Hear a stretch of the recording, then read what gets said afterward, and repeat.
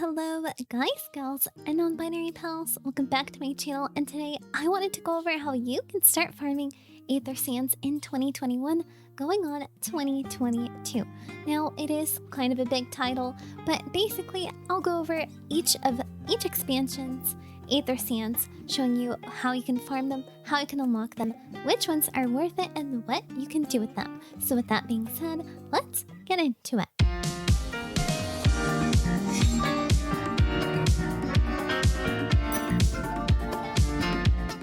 So what are Aethersands? It is basically a crafting component derived from collectibles via ethereal reduction.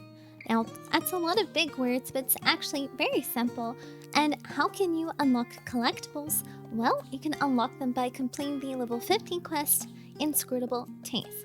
Basically, these are items that are not usable in any recipes. They are purely used either for your script exchange or for ethereal reduction.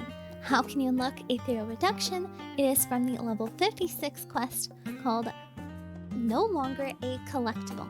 Now you have to at least be level 56 to start gathering Aethersands. And there is some outdated information in older videos, since a lot of the ethereal nodes were something where you had to reset them if you wanted to consistently gather them. That's no longer the case. You can just gather them as usual, as you would normally do like other nodes. Once you finish those quests, you can start looking at what's profitable for you. And I made a list containing each and every Aethersand throughout all the expansions, and the best thing about it, it of course has all the alarms, the locations, and where you can get it from, and which class is used for it.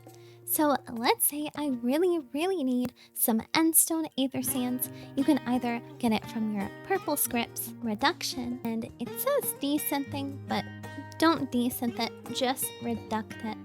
And you can see where on the map it's located when it comes up, and you can add, of course, an alarm. We'll come back to it later to check up on the prices, but for now, this is really great, and if you want it, it's down in the description. So we're gonna start with mining and botany. What you need to focus on is getting 1000 collectability, and I'll go ahead and show you some rotations. So ideally, you want 900 GP. Since I didn't pop food and I haven't finished melding my set, I only have 875, which is fine. But if you have 900, then you use Scrutiny, Collector's Focus, Meticulous, Scrutiny, Collector's Focus, and Meticulous.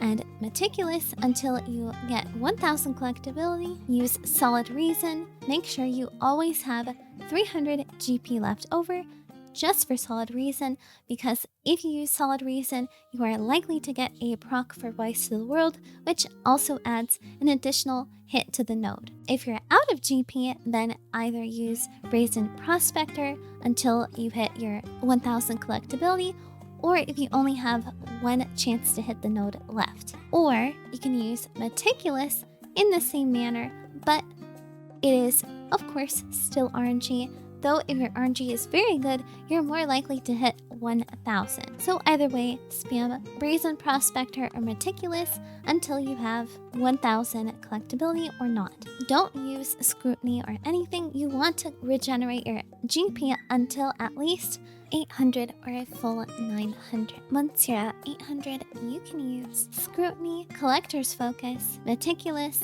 Scrutiny again, Meticulous, and Meticulous until you get to 1000. Now this rotation is good for Botany as well. There is no difference. The only thing that's a lot different is Fisher. But before I get into Fisher, these are where the Endwalker Aethersands are located, so you can go and start gathering them yourself. Fishing Aethersands tend to be actually quite a bit more expensive since less people actually fish, which is pretty great because Aethersands via fishing is not hard at all, and there's 2 ways you can do it. Side note, please remember to have your collector's glove on. Unlike mining and botany, where the collectible is already a collectible, you can't mine it otherwise.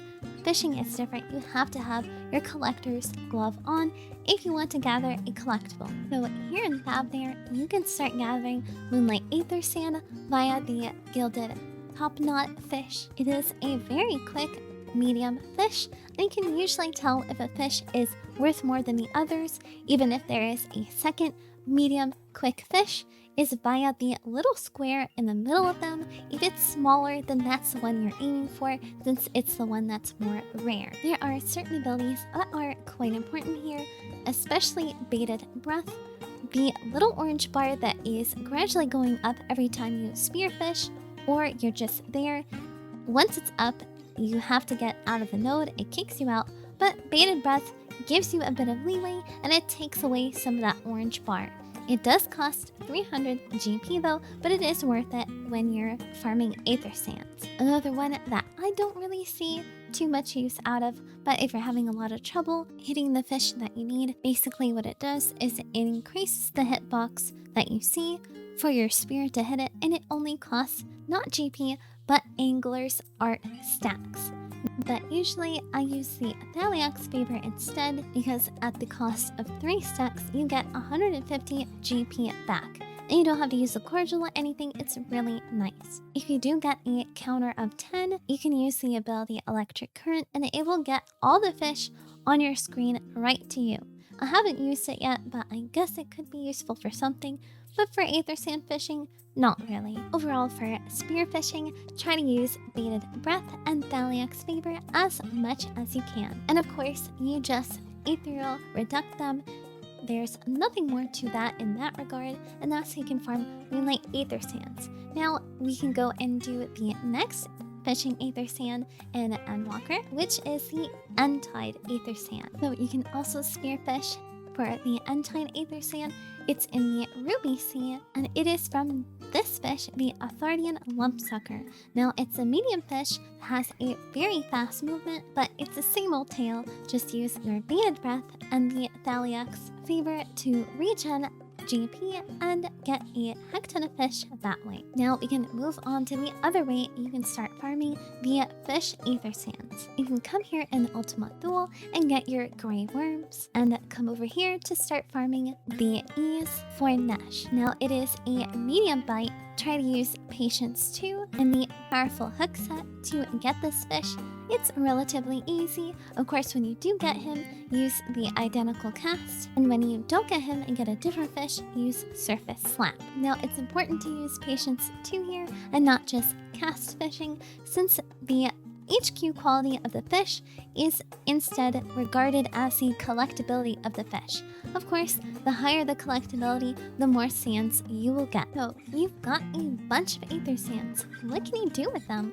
Well, right now, the Aethersands are really good for crafting, especially since you're going to need a lot of potions crafted at a time, and you're going to need a lot of Aethersands. Now, of course, I would actually stockpile a bunch of Aethersands just for the gear that's coming in. They will also need the specific colored Aethersands, and you're gonna need a lot of raid pots as well.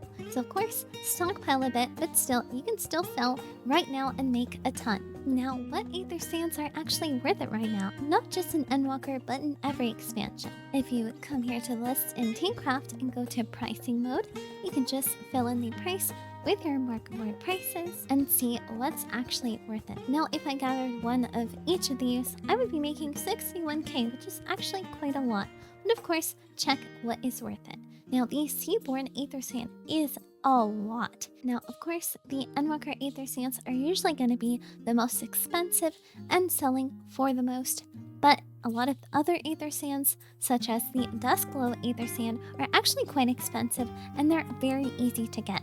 It is still the same old thing, 1000 collectability, but if you are not yet level 90, then this is also a great way to start making Gil early on. You can see what it's reducted from and where to get it when it spawns, of course, so this is also a very good one to farm. And if we go to my market board, it is also very expensive, but of course, check what's worth it, check what's selling, and check what's best for you on your market board. So that's how you can farm, unlock, and start making a heck ton of Gil with Aethersands. Thank you so much for watching. I hope this can help you out with your Aethersand journey, and you can make a heck ton of cheese with it. Thank you to everyone that supports me on Twitch, Discord, and YouTube. You all keep the channel going. I stream on a Monday and Friday, GMT +5, so if you want to craft and hang out together, I hope to see you there. Like, comment, and subscribe if you want to, and I'll see you in the next video. Bye-bye!